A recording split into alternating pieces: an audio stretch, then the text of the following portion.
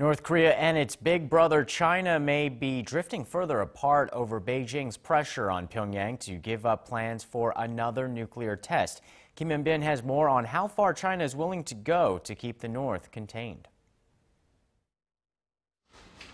China is traditionally North Korea's biggest ally, but even it is reportedly extremely concerned North Korea might make good on its threat to test a nuclear bomb, though a new report on Thursday indicates that it may stop short at sending an envoy to the north. According to the Chosun Ilbo, China offered to send its envoy, Wu Dawei, a special representative for Korean Peninsula Affairs, to the north last month, but the north said no.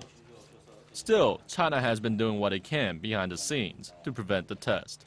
The South Korean Daily reported earlier in the day that Beijing summoned the North Korean ambassador and another senior embassy official a total of 3 times in late January, to call on them to reconsider their options.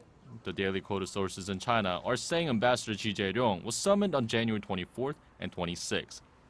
North Korean Director General to China, Park Myung-ho, was brought in at the end of last month. The sources said they were told to refrain from going ahead of the nuclear test.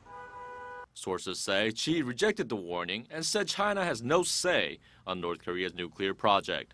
North Korea detonated nuclear devices in 2006 and 2009, but Beijing is putting the strongest pressure on Pyongyang this time in regards to the nuclear project. A Chinese news agency reported Thursday that if North Korea goes ahead with the test, the North Korean regime could suffer the consequences and Beijing might cut off vital aid. China supplies nearly 400,000 tons of food aid and 500,000 tons of crude oil to North Korea each year.